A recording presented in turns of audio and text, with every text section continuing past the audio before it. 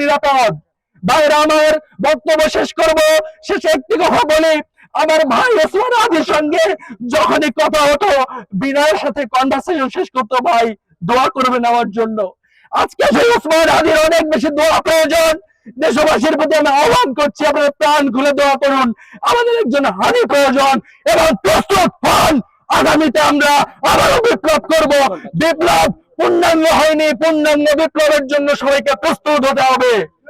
পূর্ণাঙ্গ বিপ্লবের জন্য সবাইকে প্রস্তুত থাকার আহ্বান জানাচ্ছি এবং একই সাথে আগামী 24 ঘন্টার মধ্যে গ্রেফতার করে আইনের আওতায় আনার দাবি জানিয়ে আজকে এই কর্মসূচি এখানে সমাপ্ত ঘোষণা করছি। ধন্যবাদ সবাইকে। আর মনোবল হতে হয় স্পাত দৃঢ়। জেরুজালেম 25 বছরের পথ চলায় নিরাপদে রাখার প্রত্যয়ে। প্রিয় ভাইরা, আপনারা জানেন আমাদের সকলের পরিচিত জুলাইয়ের অগ্রসেনানী শরীফ ওসমান হাদি ভাইকে হয়েছে।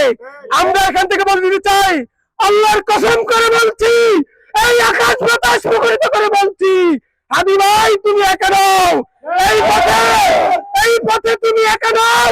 হাদি ভাইয়ের শরীরের প্রতি ফোঁটা রক্তের হিসাব এই স্বরাষ্ট্র উপদেষ্টাকে দিতে হবে। যেই দেশের স্বরাষ্ট্র ব্যবস্থা এতটা ভঙ্গুর হইতে পারে আমরা এই পর্যন্ত দেখে এসেছি।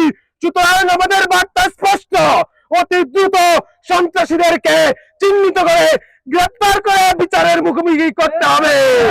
ধন্যবাদ সবাইকে।